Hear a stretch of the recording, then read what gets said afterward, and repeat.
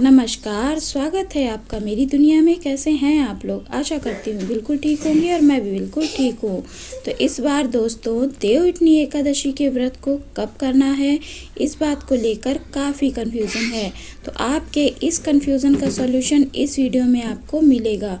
पूजा का क्या मुहूर्त है और इस एकादशी का क्या महत्व होता है, क्यों यह एकादशी बहुत अधिक महत्वपूर्ण होती है और आपको एकादशी का पारण कब करना है, आज के दिन क्या विशेष होता है, पूजा विधि में क्या करें क्या ना करें आज के दिन, तो ये सब आज के वीडियो में मैं बताऊंगी। तो जानने के लिए बने रहिएगा मेरे इस वीडियो के अंत तक। संपूर्ण जानकारी आपको इस वीडियो में मैं दूंगी।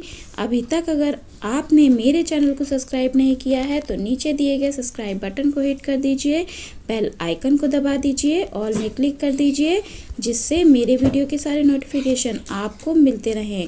तो चलिए शुरू करते हैं अपने वीडियो को। कार्तिक मास की शुक्ल पक्ष की एकादशी को देवउठनी एकादशी कहा जाता है। फ्रेंड्स, हम सभी जानते हैं कि देवशयनी एकादशी से भगवान विष्णु योग निद्रा में चले जाते हैं और हमारे सभी मांगलिक कार्य बंद कर दिए जाते हैं। भगवान विष्णु 4 महीने के लिए योग निद्रा में जाते हैं और देवउठनी एकादशी में उठते हैं। आज के दिन को देव दिवाली के नाम से भी जाना जाता है। जिस प्रकार हम अमावस्या को दिवाली मनाते हैं, उसी प्रकार देवता आज के दिन दिवाली मनाते हैं। इसीलिए यह एकादशी बहुत ही अधिक महत्वपूर्ण होती है।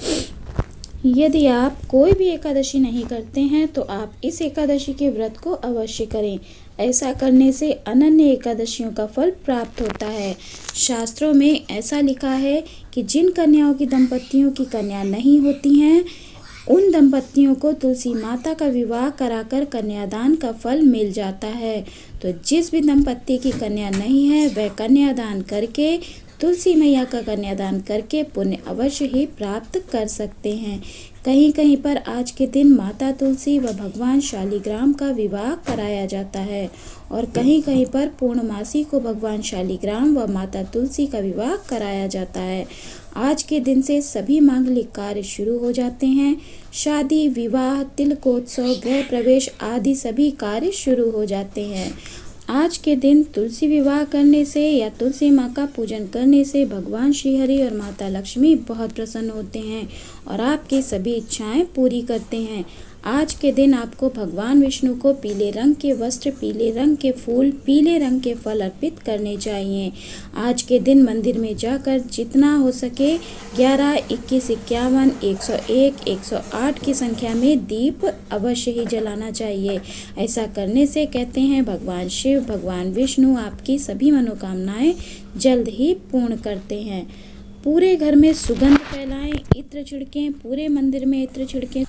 आज का दिन बिल्कुल सुगंधित होना चाहिए, आपका घर पूरा सुगंधित होना चाहिए।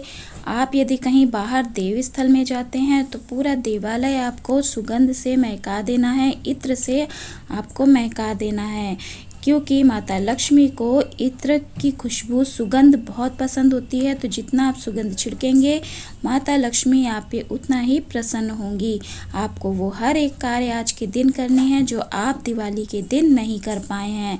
तो वो हर एक कार्य जैसे पूजा, जाप, पाठ या आपका कोई भी ऐसा नियम रह गया है तो वो सभी कार्य आप आज के दिन कर सकते हैं या फिर आप दोहरा भी सकते हैं। घर की दहलीज को गेरू चूने से सजाना चाहिए। आज के दिन ढेर सारे दीपक अपने घर में जलाने चाहिए। मंदिर में, घर के द्वार में, अपनी छतों में, घर के भंडार गृह में, रसोई घर में अवश्य ही दीपक लगाना चाहिए। पूजा में हर प्रकार की वह सब्जी रखी जाती है जो नई आती है। गन्ना, शकरकंदी, सिंघाड़े, मूली, बैंगन आदि सभी रखे जाते हैं। आप 7, 11 इस प्रकार सब्जी रख सकते हैं। आज के दिन मखाने की केसर युक्त खीर बनाना चाहिए। भगवान विष्णु को बहुत पसंद होती है और माता लक्ष्मी को भी बहुत पसंद होती है। तुलसी की माला बनाकर श्री हरि को अवश्य ही पहनाना चाहिए। आज के दिन बिल्कुल भी अन्न ना खाएं, निराहार या फलाहार ही आपको व्रत रहना चाहिए। आज के दिन पूजा में चावल की जगह चने की दाल व सफ़ेद तिल का इस्तेमाल किया जाता है। आज के दिन पंचामृत से भगवान विष्णु व शालिग्राम भगवान को स्नान अवश्य कराइए। आज के दिन घर के मेन गेट के दोनों ओर स्वास्तिक बनाएं, बंधनवार लगाएं। आम के पत्तों का या फिर अशोक के पत्तों का बंधनवार आपको आज के दिन अपने हर कमरे के गेट पे लगाना चाहिए और अपने मेन गेट पे तो अवश्य ही लगाना चाहिए। तो चलिए अब जान लेते हैं कि पूजन में क्या क्या सामग्रियां लगनी हैं। तो पूजन सामग्री आप नोट कर सकते हैं।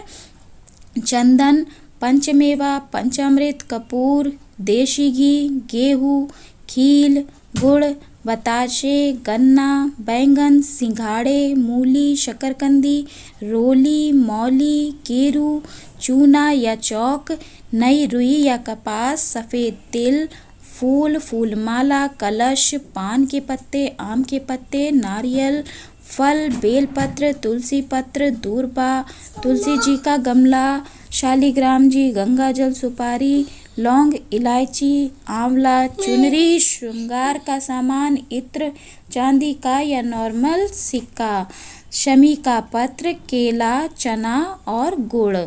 कुछ भी अगर छूट जाता है तो उसके लिए मैं आपसे माफ़ी चाहती हूँ।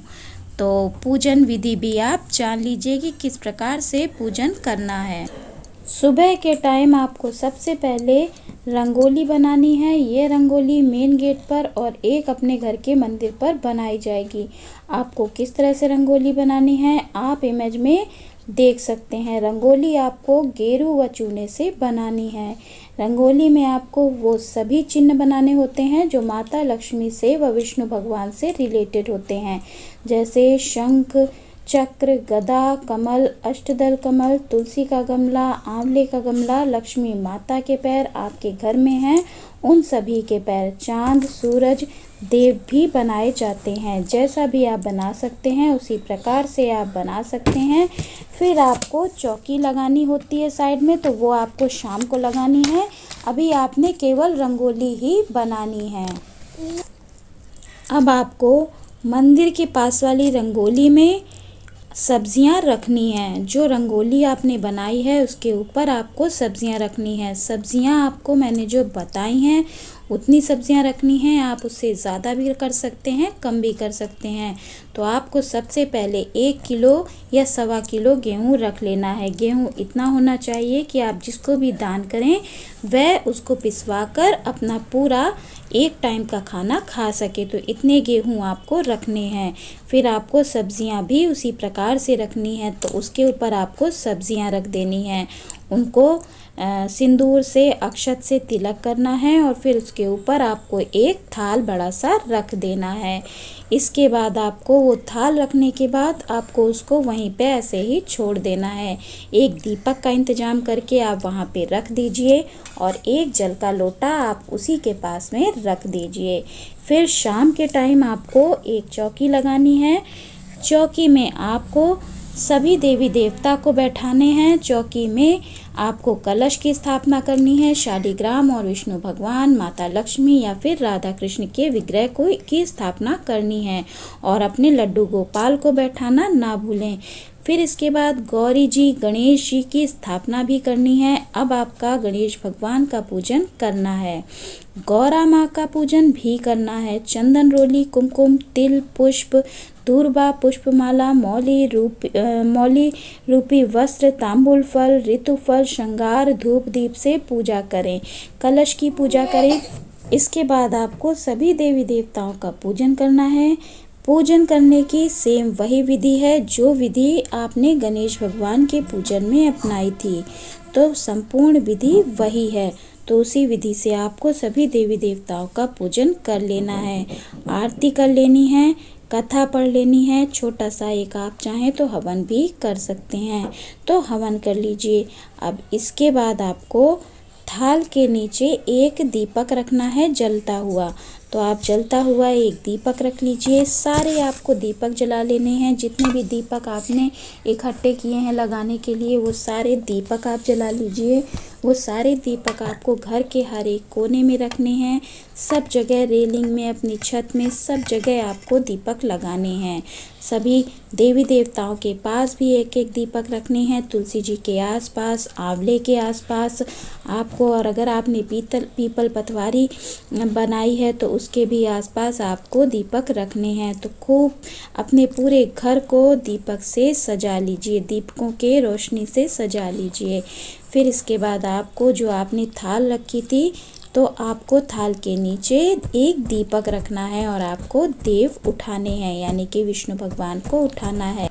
ये हमारे हिंदू धर्म के रिचुअल्स होते हैं भगवान विष्णु को जगाने के लिए। वैसे तो हम कोई होते ही नहीं हैं कि हम ईश्वर को जगा सकें या उनको सुला सकें, लेकिन ये हमारे रिचुअल्स होते हैं। हमारी इतनी हैसियत नहीं होती है कि हम ईश्वर को सुलाएं या उनको जगाएं, लेकिन ये हमारे रिचुअल्स हैं जो हमें करने होते हैं और हमें करने ही चाहिए। हमारे भाव होते हैं, हमारे रिचुअल्स होते हैं। तो इस तरीके से आपको करना है। देव उठाने के लिए कुछ गीत भी गाए जाते हैं, तो वो मैं आपको आगे बताऊंगी। उसको बताने से पहले मैं श्रृंगार सामग्री के लिए आपको बोलना भूल गई थी कि श्रृंगार सामग्री भी आपको पूजा करते समय माता लक्ष्मी को और तुलसी मैया को चढ़ानी है। तो आपको माता लक्ष्मी को, तुलसी मैया को श्रृंगार सामग्री भी चढ़ा देनी है, दक्षिणा भी आप चढ़ा दीजिएगा। और पूजन करने से पहले सभी देवी देवताओं को पंचामृत से स्नान कराना ना भूलिएगा। तो पंचामृत से स्नान भी अवश्य ही कराइएगा, उसका भोग भी आपको अवश्य ही लगाना चाहिए। तो चलिए अब जानते हैं कि हमको देव किस प्रकार से उठाने हैं। तो हमको थाली में हाथ से थपथपी बजानी है, थपथपी बजा के गाना गाना है। क्या गीत गाना है? मूली का पत्ता हरा भरा, कनक का मुख पानी भरा। जैसे कि हमने अपने घर के बच्चों के नाम लिए हैं, तो आपको उस जगह पे अपने बच्चों के नाम लेने हैं। जहाँ पे मैं अपने बच्चों का नाम ले रही हूँ, वहाँ पे आप अपने बच्चों का नाम लेंगे कि मूली का पत्ता हरा भरा, कनक का मुख पानी भरा। मूली का पत्ता हरा भरा, कनक का मुख पानी भरा। ओले कोले धरी चाबी, जियो आशी तेरी भाभी। ओले कोले धरी चाबी, जियो आशी तेरी भाभी। बुलबुल रीने घालो गाड़ी, राज करे कनक की दादी। बुलबुल रीने घालो गाड़ी, राज करे कनक की दादी। जिस घर जितनी दिया सलाई, उस घर उतनी बहुअर आई।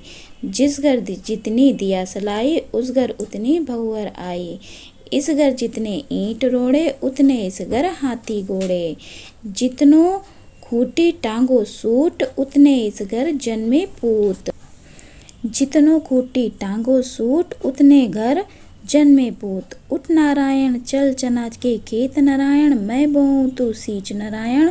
मैं काटू तू उठा नारायण, मैं पीसू तू छान नारायण। मैं बोऊं तू जीव नारायण, कोरा करवा शीतल जल। उठा नारायण जाग नारायण, उठो नारायण उठो नारायण। उंगलियां चटकाओ नारायण, शीतल पानी पियो नारायण। उठो नारायण उठो नारायण। तो इस प्रकार से आपको गीत गाना है और नारायण भगवान को जगाना है। और इसके बाद आप चाहें तो अपने घर में पटाखे भी छुटा सकते हैं, भगवान के उठने की खुशी में, उनके जागने के उत्सव में आप अपने घर में पटाखे भी छुटा सकते हैं। तो क्योंकि आज भी दिवाली जैसा ही माहौल होता है, तो आप अपनी पोटली को, जो धन पोटली है मैंने जो दीपावली में आपको बताई थी, उसको आप सिद्ध कर सकते हैं। रात को पूजा के बाद आपको 11, 21, 51 जितनी माला कर सकते हैं करें। जितना माला करेंगे आपकी पोटली उतनी ही एनर्जाइज होती चली जाएगी और उतना ही वर्क करेगी। पोटली को रोली मौली कुमकुम सिंदूर से पूजा भी करनी चाहिए। मंत्र आपको श्रीम श्रीम पढ़ना है। पोटली में इत्र अवश्य ही छिड़कें, तो पोटली में आपको इत्र ज़रूर छिड़कना चाहिए, जिससे पोटली भी महक उठे। वैसे तो उसमें इतनी सामग्री है कि पोटली अपने आप ही इतनी सुगंधित होगी, लेकिन आप चाहें तो उसमें इत्र भी छिड़क सकते हैं। तो इस तरीके से देव उठने की पूजा थी, जो मैंने आपको संपूर्ण पूजा बताई, संपूर्ण पूजन सामग्री बताई और आज के दिन का महत्व भी आपको बताया है। अपने अपने घरों में रिचुअल्स अवश्य ही करने चाहिए, क्योंकि ये रिचुअल्स करने बहुत ज़रूरी होते हैं। लेकिन आजकल के ज़माने में ये रिचुअल्स ख़त्म होते चले जा रहे हैं, तो ज़रूर करने चाहिए, क्योंकि जितने रिचुअल्स रह गए हैं उतनी ही घर में खुशियाँ रह गई हैं। तो आप ये रिचुअल्स अवश्य करें। और एक बात और मैं बताना चाहूँगी कि आप चाहें तो आज के दिन से तुलसी विवाह भी कर सकते हैं। आज के दिन से पूर्णमासी तक तुलसी का विवाह किया जाता है, तुलसी माँ का विवाह किया जाता है। तो आप चाहें तो आज के दिन से, यानी कि आज के दिन भी आप तुलसी माता का विवाह कर सकते हैं। तुलसी माता का पूजन तो आपने कर ही लिया है, विवाह करना चाहते हैं तो वो भी आप कर सकते हैं। तो ये छोटी सी जानकारी आपको मेरी अच्छी लगी हो तो मेरे वीडियो को लाइक कर दें, शेयर कर दें, कमेंट कर दें। कमेंट में जय लक्ष्मी मैया की, जय तुलसी मैया की अवश्य लिखें। तो चलिए खुश रहिए, मस्त रहिए, मुस्कुराते रहिए। राधे राधे, हरे कृष्णा।